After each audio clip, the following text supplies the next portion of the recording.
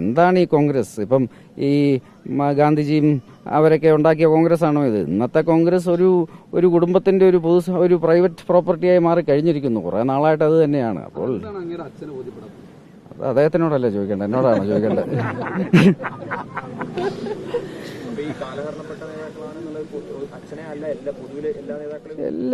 ഞാൻ പറഞ്ഞല്ലോ, ഇന്ത്യ ചെറുപ്പക്കാരുടെ ഒരു രാജ്യമാണ്. ഇന്ത്യയിൽ 65% ജനങ്ങൾ 40 വയസ്സിൽ താഴെയുള്ളവരാണ്. അവരുടെ മീഡിയൻ ഏജ് 27 ഇന്ത്യ ഇന്ന് ഒരു ആസ്പിറേഷണൽ ഇന്ത്യയാണ്. നമ്മുടെ ആസ്പിറേഷൻ അടുത്ത 25 വർഷത്തിൽ ഇന്ത്യയുടെ സ്വാതന്ത്ര്യത്തിന്റെ 100ാം വാർഷികത്തിൽ ഒരു ഡെവലപ്ഡ് കൺട്രിയായി മാറുക, ഒരു വികസിത രാഷ്ട്രമായി മാറുക എന്നുള്ളതാണ്. അതിനുവേണ്ടിയാണ് ഞാൻ പ്രവർത്തിക്കുന്നത്. എന്നെ പോലെ കോടിക്കണക്കിന് BJP പ്രവർത്തകർ പ്രവർത്തിക്കുന്നത്. നമ്മൾ ലോകത്തിലെ ഏറ്റവും വലിയ പാർട്ടിയെന്ന് വളരെ പ്രൗഡായിട്ടാണ് നമ്മൾ ഓരോരുത്തരും പറയുന്നത്. കാര്യം കഴിഞ്ഞ 10 വർഷത്തിൽ നമ്മുടെ പാർട്ടിയുടെ മെമ്പേഴ്സ് ആയാലും നമ്മുടെ സഖിയായാലും എല്ലാം ഇരട്ടിയിലധികമാക്കി. ഇതെല്ലാം നരേന്ദ്രമോദിജിയിൽ ഇൻസ്പയർഡായുള്ള ഇത് മോദിജിയാണ് ഇതിന്റെ എല്ലാം നയിക്കുന്നത്. ഇത് മോദിജിയിൽ ഇൻസ്പയർഡായിട്ടാണ് ഈ യുവതിയുവാക്കളെല്ലാം ഒന്നൊന്നായി ഈ പാർട്ടിയിലേക്ക് വരുന്നത്. ശ്രീ നരേന്ദ്രമോദിജിയെ പോലെ ഇന്ന് ലോകത്തിലെ തന്നെ ഏറ്റവും ജനസമ്മതനായ നേതാവിന് വേണ്ടി പ്രവർത്തിക്കുന്നതിൽ നമ്മളെല്ലാവരും വളരെ പ്രൗഡാണ്. പക്ഷേ കോൺഗ്രസ് പാർട്ടിയിലെ ഒരു വ്യക്തിയും, ഞാൻ പറഞ്ഞല്ലോ, നമ്മൾ രാഷ്ട്രത്തിന് വേണ്ടി പ്രവർത്തിക്കുന്നു, രാജ്യത്തിന് വേണ്ടി പ്രവർത്തിക്കുന്നു.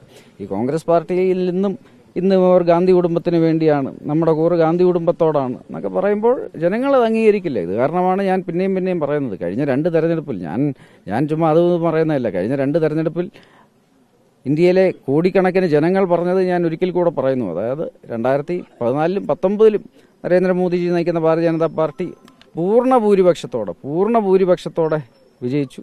ഇത്തവണയും നമ്മൾ പൂർണ്ണ ഭൂരിപക്ഷത്തോടെ 400-ലധികം സീറ്റുകൾ ദേശീയ ജനാധിപത്യ മുന്നണിക്ക് ലഭിച്ച് നമ്മൾ വിജയിക്കും. മൂന്നാമത്തെ ടേം നമുക്ക് ലഭിക്കും.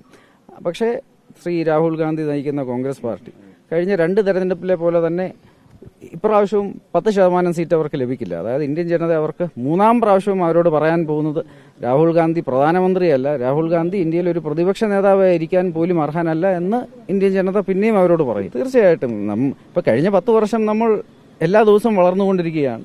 എല്ലാ ദിവസവും പല പാർട്ടികളിൽ നിന്ന് നേതാക്കൾ വരുന്നു, യുവാക്കൾ വരുന്നു. സമൂഹത്തിലെ എല്ലാവരും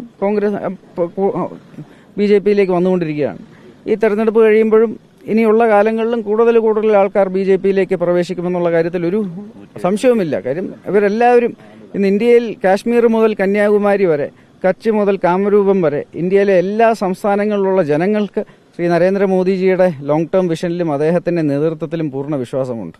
ഇതുപോലെ വിശ്വാസമുള്ള മറ്റൊരു നേതാവ് ഇന്ന് ഇന്ത്യയിലില്ല.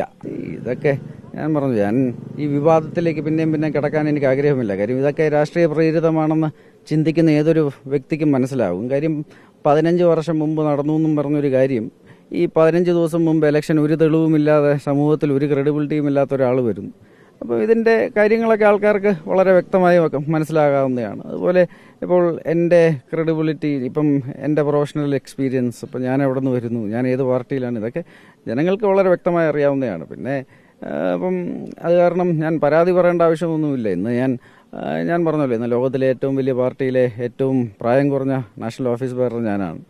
അത് നരേന്ദ്രമോദിജി നേരിട്ട് അദ്ദേഹത്തിൻ്റെ താല്പര്യത്തിലാണ് ഞാൻ പാർട്ടിയിൽ പ്രവേശിച്ചത്.